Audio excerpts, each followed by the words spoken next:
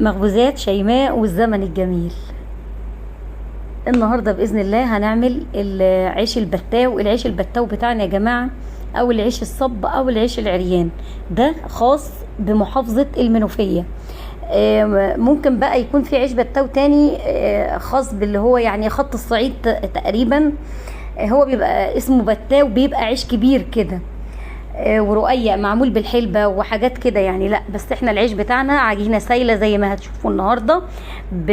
بنعجنها بدقيق الذرة وبدقيق القمح، بيبقوا كميتين قد بعض، دقيق القمح ودقيق الذرة ده قد ده، وبالخميرة وبالمية وبالملح، وهتشوفوا الخطوات معايا.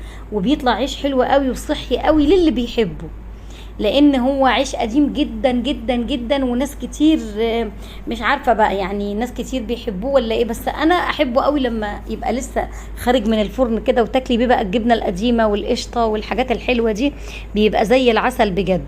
المهم هنخبزه فين؟ هنخبزه على فرن الحطب، الفرن القديم، الفرن البلدي بتاعنا، على البلاطه اللي هي الحلوه الفخار دي، على شط الترع بقى.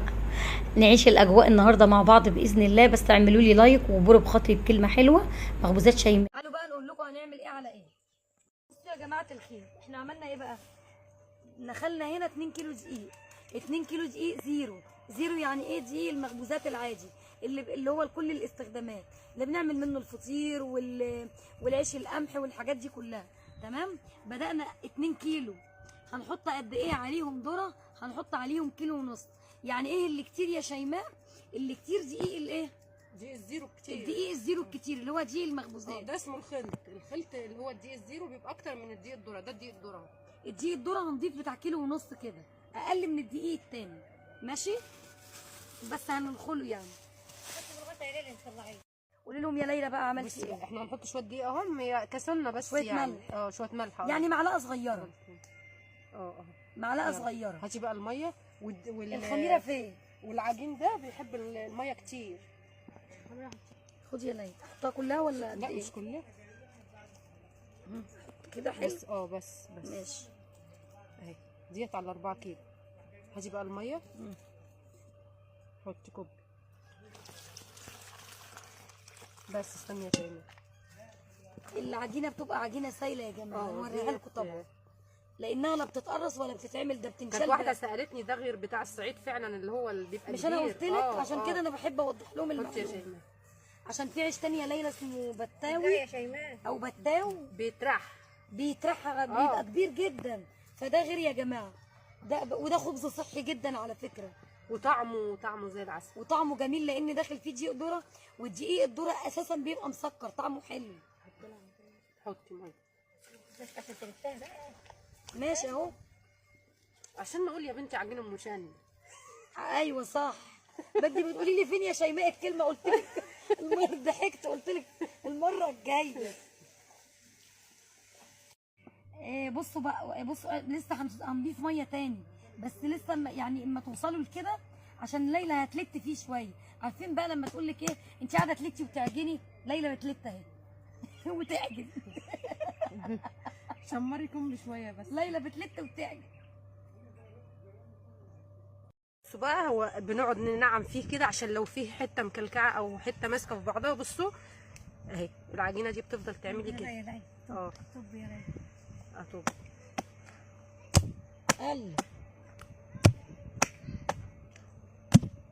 احنا هنزود ميه تاني صح؟ كده بقى عشان الميه حط. احنا قاعدين بتعليمات امي، بس امي قاعده بعيد المره دي. ميه تانية اهو يا جماعه. يلا. بعد بقى ما تلتوا فيها شويه وتعملوها زي ما ليلى ورتكم كده. دي مش بتتعجن ان هي تبقى لها عرق، احنا مش عايزينها لها عرق، احنا عايزينها تبقى سايله كده. بص العجينه هيبقى عارفه الكيكه، يعني ادخن من الكيكه شويه صح؟ اهي هي زي الكيكه اهي. اه زي الكيك كده يا جماعه. اهي. قولوا لهم لو في عندكم فرن صاج ممكن ده يخبزوا فيه صاج. لو فرن صاج بس بيدهنوه حاجه او كده، انت هتصلح كل مدى كده بنوبه بتدخلها بزيت. بعصا زيت بقماشه فيها زيت يا جماعه. اللي عايزه تجرب صاج. كيلو واحد صاج. ماشي. بس كده خلاص بقى. بعد ما العجين خمر طبعا سيبناه خمر كده، وخلوا بالكم البتاو يعني بيقوم على طول، بيخمر على طول. تمام. بدات ليلى اهي، لقيته بعد ما خمر بقى يابس شويه ليلى، لقيناه يابس شويه بعد ما خمر، زودناه شويه ميه خليناه ليناه شويه. تمام. بدات. تعالوا بقى اوريهم يا نور كده وهي بتاخد من الحله. تعالي اوريكم العجينه بتاعتنا اهي يا جماعه الخير. وريهم يا لولا بقى، دي المصبه اهي. بصوا العجينه اهي. احنا لقيناها يابسه عن كده بعد ما خمرت. عادي مفيش مشكله ان هي بعد ما بتخمر عادي بتزودوها شويه ميه عادي يعني.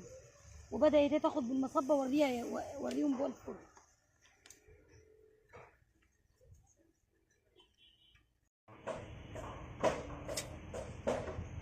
ايه الجمال ده؟ البتاوه عامله شبه الرقاقه والله العظيم، من كتر ما هي تحفه وخفيفه وزي العسل. بصوا سخن. حطي على الارض. سخن بجد بجد. الله اكبر طالع تحفه. عايز حته جبنه قديمه؟ لا بصوا انا هوريكم والله عامله، عارفه الفطير ابو خميره؟ اه طب هو والله بصي استنى. ده هو عايز حته جبنه قديمه واوعى بقى. بص ده بتاو بذمتكم، ده بتاو. بصي ده بتاو. ده بتاو. ايه ده؟ ده مانجا. ده مانجا مش بتاو. بص صغننه ليه. ولد البتاو ولد جوه الفرن. بصوا يا جماعه شكله بسم الله ما شاء الله عامل ازاي. تحفه تحفه بسم الله. الله اكبر. خطير خطير. ولسه ليلى كمان هتعمل لكم عندها العيش القمح وهتوريكم يعني شويه تفاصيل كده للناس المبتدئه اللي لسه بتتعلم. ماشي. الناس المبتدئه يعني ان شاء الله باذن الله.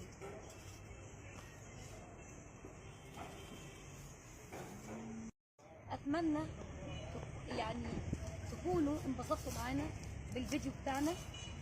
احنا هنكمل بقى العيش مع نفسنا، لسه فاضل شويه اهو. تمام.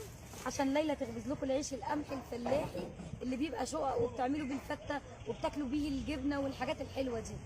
ليلى هتعملوا عندها في قناتها يوميات ليلى بنت الريف. هتدخلوا تشوفوا فيديو قنبله احنا الاثنين برضو احنا اللي عاملينه. والعيش طالع بسم الله ما شاء الله. بصوا يا جماعه والله العظيم دينا ونور معايا وبنتي وبنت اخويا ما بياكلوش بتاو اصلا. قالوا لي ايه؟ بتقول لي ايه يا عمته؟ ده تحفه تحفه. هناكله بجبنه قديمه دلوقتي بقى وحركات. واتمنى كده بنكون بنعيشكم اللحظه الجميله والاجواء بتاع زمان وروايح زمان ونكون محافظين على ده وتكونوا كمان بتستمتعوا معانا بالفيديوهات. يلا قولوا لهم مع السلامه. مع السلامه. واتمنى تنوروني برضه.